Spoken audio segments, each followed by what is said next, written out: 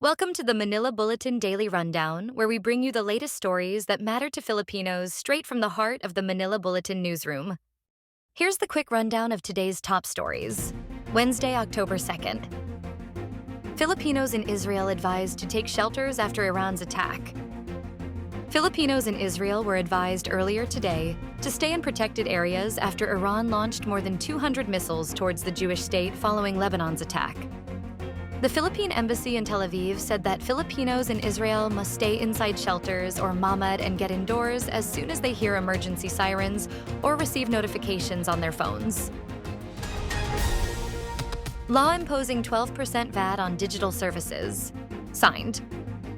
President Marcos has signed Republic Act No. 12023, establishing a 12% value-added tax on digital service providers. This law aims to level the playing field for local providers and generate additional revenue for building classrooms, health centers, and farm-to-market roads over the next 5 years. It addresses gaps in the tax system created by the rapidly changing digital landscape. The law covers various services, including online search engines, online marketplaces, cloud services, online media and advertising, online platforms, and digital goods.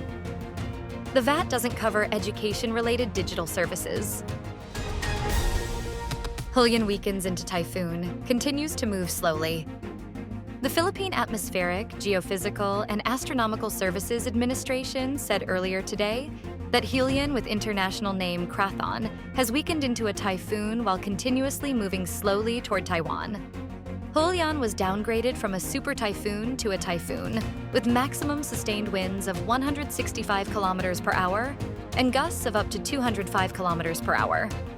Its center was located 280 kilometers west-northwest of Itbayat, Batanes, or outside the Philippine area of responsibility.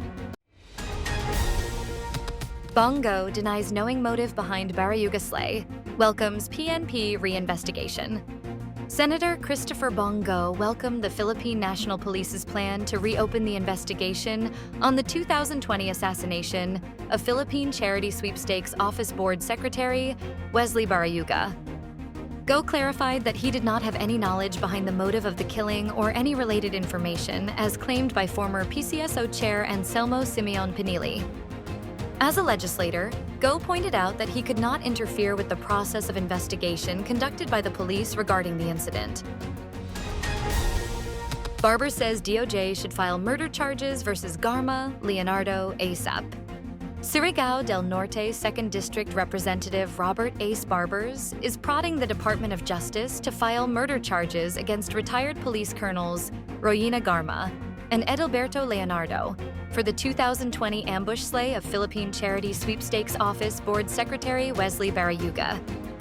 Barbers, overall chairman of the House Quad Committee, said that the DOJ need not wait for the conclusion of the mega panel's investigation on the assassination.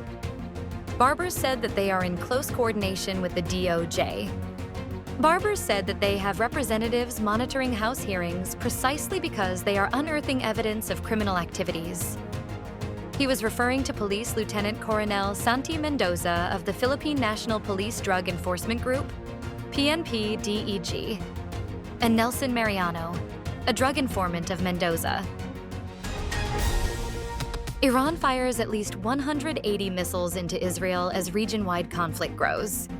Iran launched at least 180 missiles into Israel, marking a significant escalation in the ongoing conflict between Israel and Iran, along with its Arab allies. As air raid sirens blared, residents sought shelter while Israel reported only a few injuries from the attacks. In response, Israel vowed to retaliate. Prior to Iran's missile barrage, Israel had conducted a series of strikes against Hezbollah leadership in Lebanon and intensified its pressure on the Iran-backed group, which has been firing rockets into Israel since the outbreak of war in Gaza. Claudia Sheinbaum sworn in as first female president of Mexico. Claudia Sheinbaum Pardo took the oath of office as Mexico's first female president in more than 200 years of independence.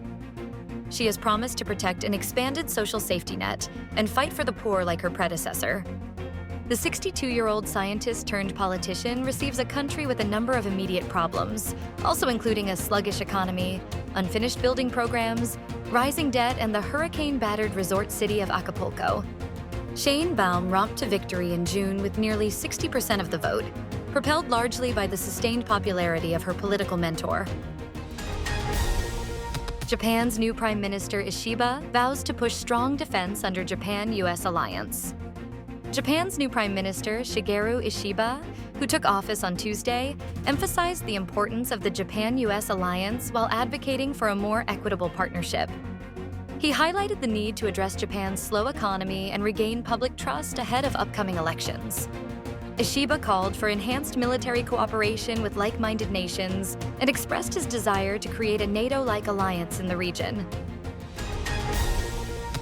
Stay updated with the latest news. Visit our website at www.mb.com.ph or follow us on social media. Thanks for tuning in to the Manila Bulletin Daily Rundown.